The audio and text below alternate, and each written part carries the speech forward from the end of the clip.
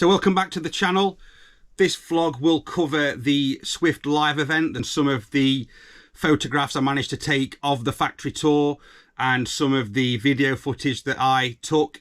I've got some information from the tour guides on the day in relation to the facility and in relation to the production of the 2026 Swift range. There were also some of the preview vans available, so essentially the show vans that will be going to the NEC to have a look round, and also the motorhomes and the panel vans. But mainly today I'm going to concentrate on the caravans because that's sort of my area really of interest. I'm sat today in my Swift Conqueror, so welcome to my humble abode. I'm really fortunate now. In the last 12 months I've been able to store, since moving, my caravan at home, and it has been a game changer. For the first few years of our sort of touring life, we had to pay storage fees. It was a good storage site, really secure, really well organised, but you couldn't prep for holidays in the same way. I keep the caravan now forensically clean now it's at home, both in and out, which is a bonus. And you can prep for your holidays sort of weeks in advance, start loading it up how you want, etc. before you go away. For us, it's in the school holidays because I've got a young child. So yeah, that's helped. So yeah, I'm in here. I've not got the heating on yet. It's not that cold. I plug it into the house generally, sort of from November onwards, and then I can sort of set a frost protection. I know it's contentious, but I do set a really low frost protection, just a few degrees on the van, so it very rarely kicks in. But I may as well if it's plugged into the house. So yeah, sat in here today, and I'm going to go through some sort of facts and some of my findings. I've got some photographs, as I've said. I've also got some video footage. However, there's a caveat to that. We weren't able to take any photographs and video footage from inside the factory. And I know that's probably what everyone wants to see. It's what I'd want to see. But they were quite strict with that, and I didn't want to sort of affect the relationship or have Swift Legal Services on my case for taking any footage that wasn't agreed or allowed prior. But some of the photographs I've got are interesting. Some of the information I've got are also, I believe, of interest. So we'll go through that very shortly. As usual, I'll put sort of video footage and photographs on the screen, so you probably won't see an awful lot of me. I'll make sure there's lots to look at, but this is probably the best way to go through it. I did do some voiceover on the day over the vlog, but it was quite windy. The weather was terrible. It was raining, it was really windy, and at the moment I'm still searching for all my GoPro accessories. I've got my media mod, my mics that I've not managed to find, somehow lost and not managed to find yet. So they're somewhere in a box in the house since the move. So as a result of that, it wasn't the best quality. So I decided not to use it, but I have got the actual visuals from it, and I thought this would be the best way to do it, just to do a voiceover as we go through. So yeah, I've been a Swift owner since 2022. I've had 3 caravans, so this was really interesting for me. I didn't know whether I'd be impressed or not, how I'd feel sort of seeing how the caravans were made on the line. So on the day, it was the Swift Elegance that was actually being produced. The production line was totally dormant. There was nothing going through, nothing being made sort of in motion, but they literally left it on the Friday ready to pick up on the Monday. So everything was in place at the various stations. So there was the chassis, some of the chassis had floors, some of the caravans had furniture in, some were almost fully built, where they were just waiting for the soft furnishings and the sort of stickers and decals at the end of the line. So yeah, it was interesting, and I said to the tour guide who was taking us round, one of the workers there, that it almost should be an agreement that if you're buying a caravan, you go and have a look how it's made. And the reason I say that is you sort of start to understand why you perhaps get some of these inbuilt faults in the caravans. There is a difference between known and engineered faults that have sort of been engineered into the build, which we'll talk about. But then there's the situations like myself with my shower recently. It's just come back from being repaired, where there wasn't any shower sealing in some areas of the shower tray and behind the shower door. and that's just was missed on a batch. And you can understand when you look at the line and these caravans are coming down and you've got humans working on the line, that actually, you know, these things happen. However, yeah, perhaps, you know, it'd be nice if quality control could pick up on that. But it's when you see sort of how the caravans go down the line, and the complexity in the actual process, it sort of gives you a different appreciation. But we'll come on to some of those points shortly. So just a bit of background on the Swift factory. I might as well put that in there. It's a 100-acre headquarters, and it is vast. It's huge. It's next to a golf club, actually. Nearly took the wrong turn in. It's on Ken Smith Way, Cottingham, Hull. So that sort of area of the world. It seems to be where a lot of the manufacturers are based. It's a large employer in the local area. It did have around 1,300 employees, so it was a huge employer in terms of the caravan industry. However, there were redundancies made earlier this year. I think the workforce, from what the guys were saying, was cut back quite significantly, having to sort of rescale, and it's now sub 1,000. Now, what that figure is, I'm not sure, but we were just told it's sub 1,000, so there's clearly been some loss of jobs there. And when we talk about the production lines now, you'll see perhaps where that's come from. In fact, yeah, Simon Howard from Bailey, I was watching Motorhome Matt and one of his podcasts recently, and Simon Howard from Bailey was on the podcast, and he was talking about the reduction of his production lines at the Bailey factory. I mean, they have half the workforce of Swift anyway, but from what he was saying, it's about simplification of the product lines. And it seems that, yeah, I think in this sort of climate where dealers are going, there's a less demand now for the products, whether that's because people can't afford them, because times are tough at the moment, generally for food, fuel, mortgage rates, you know, whatever, insurance even is higher than ever, or whatever it might be.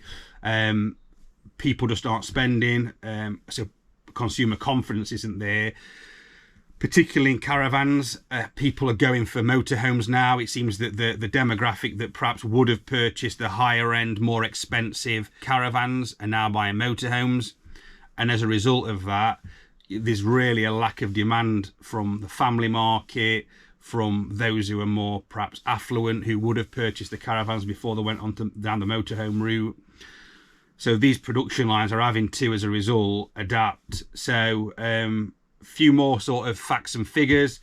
There's 3 cab shops that build all the furniture.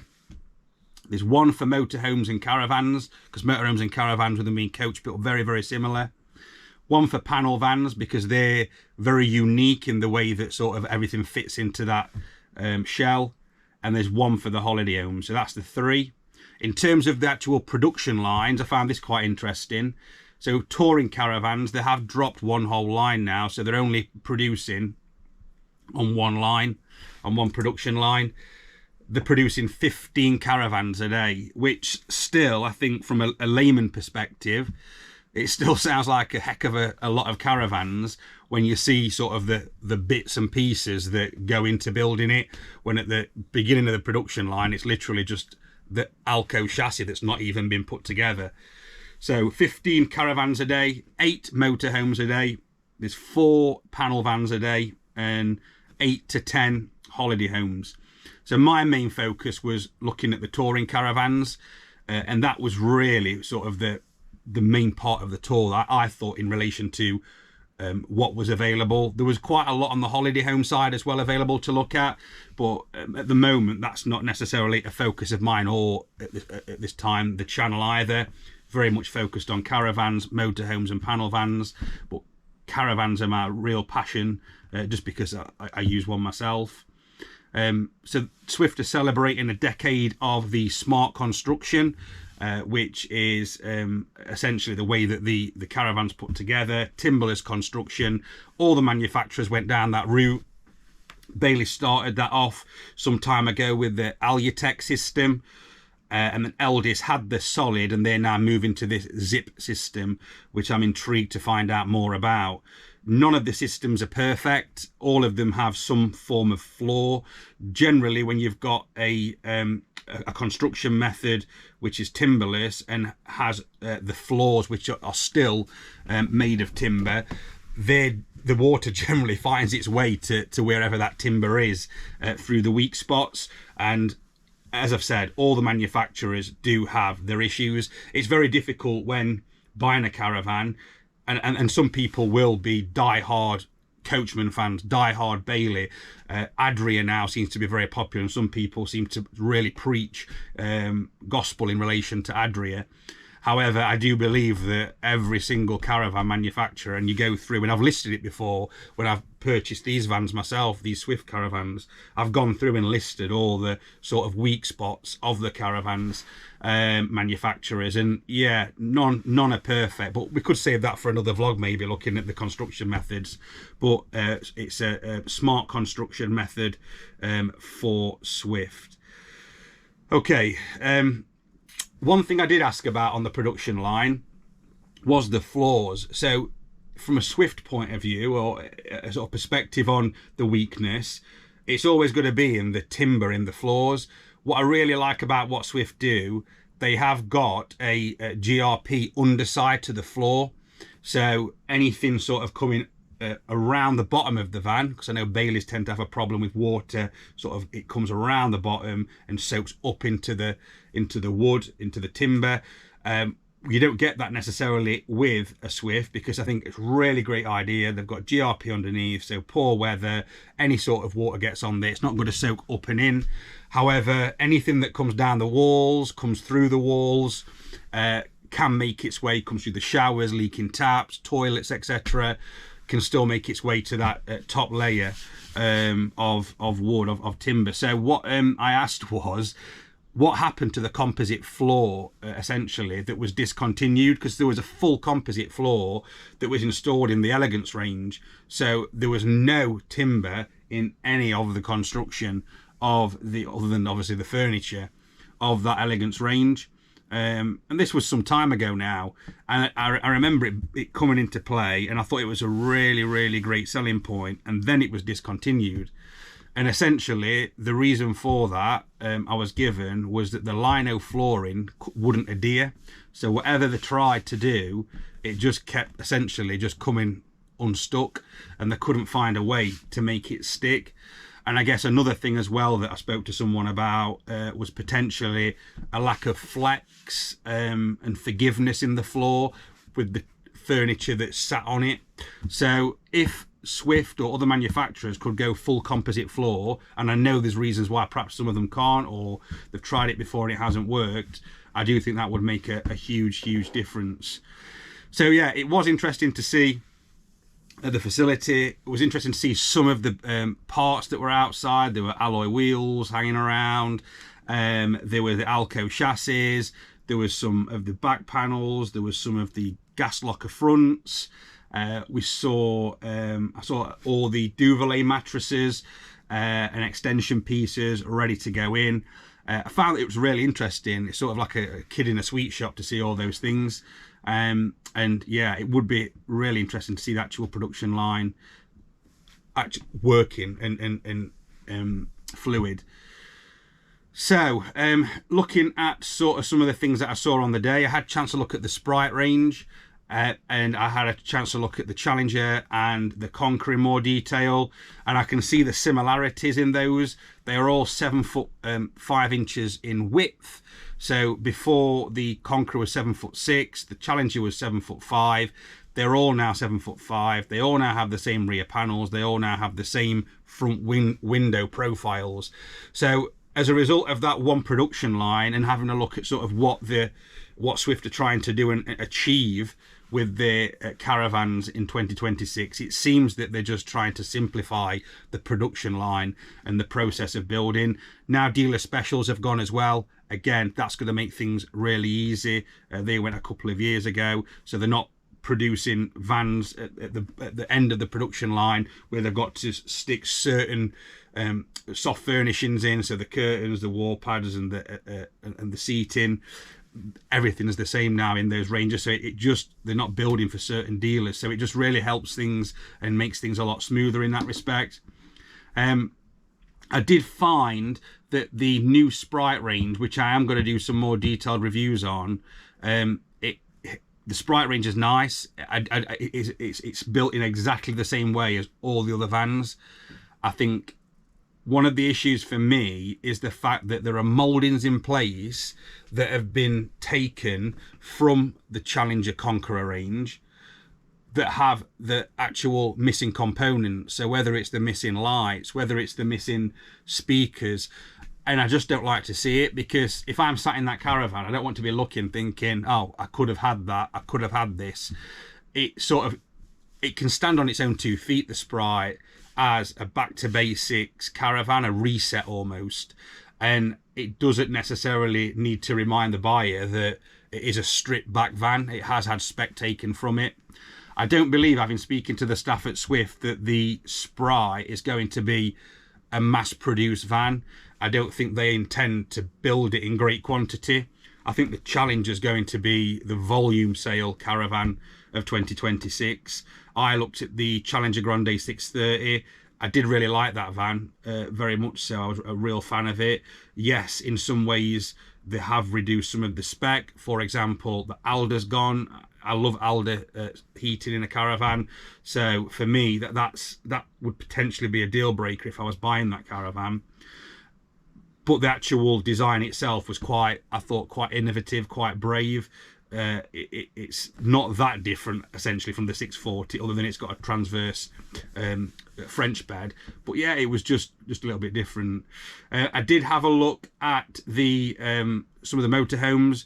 I looked at the Kon-tiki, beautiful motorhomes, just very, very costly. So big sort of shout out to the Kon-tikis. That they are gorgeous, a gorgeous product, but they come with a hefty price tag. But I was impressed with them.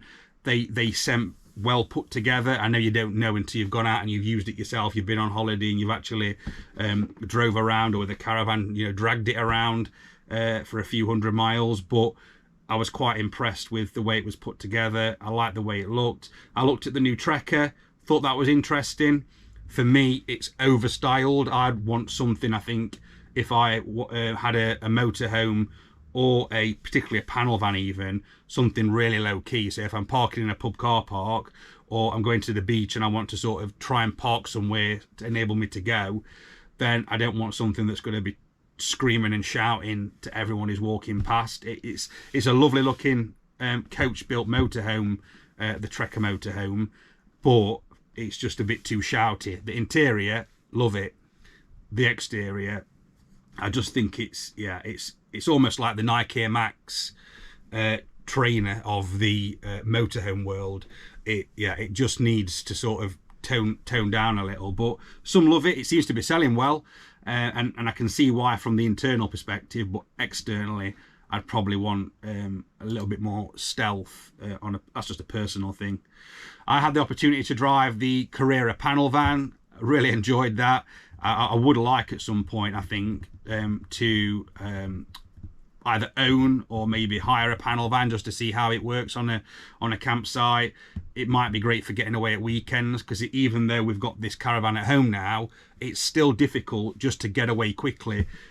You've got to get it out off the drive, load it up. You've got to make sure, obviously, everyone's ready to go. So if my son's at school on a Friday, he's going to come in, want a bit of food. I'm loaded up, got everything on the back, and then before you know it, it's getting dark. It's not as quick as I thought it would be, perhaps, having the caravan at home. That's one of the reasons we bought it back home, because we had the opportunity and we thought we'd get way more at weekends, but the turnaround still isn't as quick as you'd like. Whereas if I had a panel van as well, I could just get off in it really quickly just for weekend getaways. So things that Swift mentioned then, I did have a sit down with their head of sales for caravans and motorhomes in their Hub 64. It's a £2 million cafe facility. It was lovely. I mean, you would not complain if that was your work canteen. It was very, very nice. So I sat down and had a chat just about what they're doing now. And there's going to be a real focus on quality with the reduction in the production. So they're building less caravans, and as a result of that, the quality should improve. Interestingly, and this is not related to the conversation that I had, but I was on the Swift website having a look just to get some information for this vlog, and they are currently advertising a quality champion position. I mean, it sounds quite an interesting job in a different life, maybe if I lived in a different area, and maybe if the salary was higher, maybe I'd consider it. But it says, we are currently expanding our team, seeking additional quality champions to join Team Swift. As a quality champion, your primary responsibility will be to uphold the highest quality standards across all our products. This will involve conducting thorough product and process audits. To thrive in this role, you should possess solid understanding of the caravan industry and assembly process, which is, I thought was quite an interesting role. Monitor and ensure process compliance, proactively contribute to improvement initiatives, ensure day-to-day audit trails are maintained to ensure compliance with agreed quality standards. Skills and experience, solid understanding of the importance of process and the impact on product quality, previous experience in quality inspection or quality control roles. I can appreciate if you've got an eye for detail, you can transfer that into any sort of quality inspection role. The salary though, $35,250, so yeah, it's not a salary to blow your socks off, 39 hours a week, but I'm not sure what that looks like local. I mean, I'm from the Midlands, so I'm not sort of southern where some of the salaries are sometimes a little higher, but for Hull maybe that's okay. 27 days annual leave plus 8 bank holidays, and early Friday finish. You get a 2.5 day weekend, free parking, Swift Academy, and they've got health and well-being sort of policy as well. So I did think that was quite interesting in relation to the quality. They are employing new additional quality champions. So some of the things we spoke about as well was the new fixing method for the sunroof. That's now going to be clamped in, not siliconed, or it already is clamped in, not silicon, because of all the cracked sunroofs. I'm not going to even talk about my sunroof because I don't want to jinx the issue, so I'm not even going to look up at the sunroof because at the moment I'm not even going to say it. So yes, they are now clamping sunroofs in. One thing I did not request, like they're going to listen, but one thing I did speak to them about and sort of ask is, why don't you use single piece shower units? There's a lot of panels and silicone and fixings in Swift showers, and it is one thing that they're looking at the moment and trialing are single piece shower units, which I thought was quite interesting. One of the questions that I've asked and I've not got a response to yet either is the awning camp rail that's purely held in by a sealant. So essentially how the smart construction method works is where the roof joint meets the side wall joints, there is a like camp rail that goes across, and it literally just sits on the joint, and they literally squirt silicone or sealant, I'm assuming it's Sikaflex or similar, and then they sort of squidge it on. So there's nothing else other than that sealant that's stopping water getting through, and if it got through, it literally is coming down. It's going to come down the walls. And I've seen in some other vlogs, and I've heard people at the dealership who I've spoke to before in warranty speak about that, where water's got in and it's come actually down the walls. But again, what can be done with regards to that, I'm not quite sure. So yeah, it was an interesting visit. I have requested whether or not I can get some more footage or share some better footage in future. I think that'd be a real positive. I'd like to do that. I think it's great to be transparent. It's important to be transparent for these manufacturers. There's going to be a difficult couple of years now for the caravan industry, and I feel that the winners are going to be the manufacturers who are as transparent as possible moving forwards with their customer base. And potentially, you know, what Swift have done this year, it's like a sink or swim style decision, I think, that's occurred.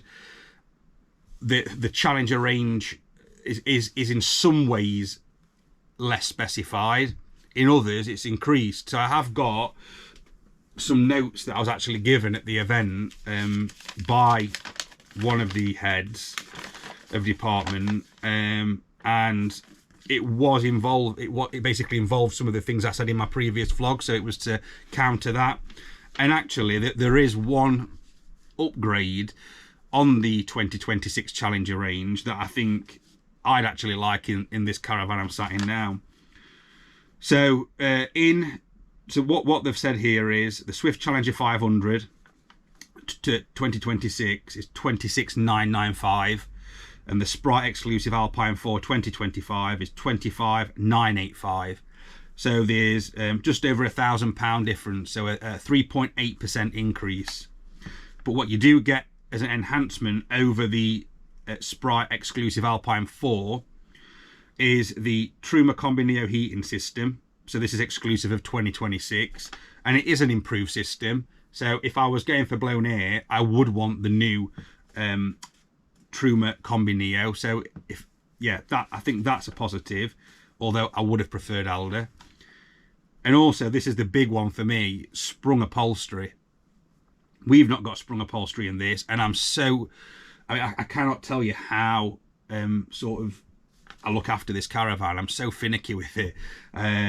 Probably too much, really. I need to enjoy it more and use it. But this caravan is well looked after, and the seats still look reasonably good. I'd say they're still a 9 out of 10. But one thing that we find is, because they're not sprung, I believe it's just like a memory foam type foam, just a foam filling. It's not that comfortable, and I can imagine if you're using a caravan sort of months at a time, that the seats will sag and they'll show wear, more so perhaps than other manufacturers who use sprung designs. So now Swift are using a sprung design, which is great, and I think for me, if I ever upgraded moving forwards, I'd really appreciate that. So there's the sprung upholstery, there's the wider sunroof. You may argue that that was a forced decision, because now they've had to go and redesign and go with this new clamping method. There are now USB-C charging points, and it also says here as well, pull-out baskets in the kitchen. But I think they're negligible. The main ones for me are the Truma Combi Neo, if it's not good out of Alder, and sprung upholstery. But I think I've reflected on this and thought about this an awful lot in relation to the Challenger range, and I do really feel that it's lacking Alder. I think Alder would make the difference in relation to that specification, although you may argue then it pushes it into the Conqueror bracket, and we'll see how the Conqueror goes in terms of popularity in with regards to the sales figures. So yeah, that's the vlog. It's not as in-depth as I wanted it to be, because I couldn't take any footage within. I've got a few sort of cheeky personal photographs that I took, but I don't want to share those because, as I've said, I don't want to sort of damage relationships with anyone in the industry. You know, I see myself as a critical friend. It's important that reviews are honest. The reviews that I've done so far, I genuinely believe are based on merit on the day in terms of what I'm looking at. When I go to the NEC, I'm going on the 14th of October. I will, and I do intend to really have a good look at what other manufacturers are doing. I've been very Swift heavy recently, and I want to try and move away from that slightly, looking at Bailey, looking at Eldis, having a look at maybe Adria, looking at Coachman, having a look at what some of the other manufacturers are doing.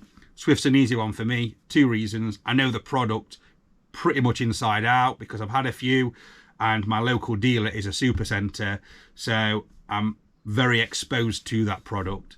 So that's where sort of my natural go-to is. So I'll continue with the Swift range products and reviews, etc. But I do want to scope what other manufacturers are doing, because I do feel in 2026 the manufacturers that listen to their market, that listen to their buyers, and potentially wind back the actual product complexity and specification, and offer value to their potential customers, are going to succeed, I guess, in that respect. And it's products like maybe the Sprite, maybe the Bailey Phoenix, potentially looking at the Eldis Explore range. It'd be interesting to see how popular they're going to be in 2026. So let me know what you think in the comments below. Was it quite interesting seeing what happens at the factory? What's going to happen in 2026? You know, who's going to succeed? Which manufacturer? What products? Are we going back to basics with pricing? Have things just got far too expensive? Potentially so, and we can explore that as the season goes on and as other products are released. So please like and subscribe. It does encourage me to do more of these videos, and I'll see you in the next one.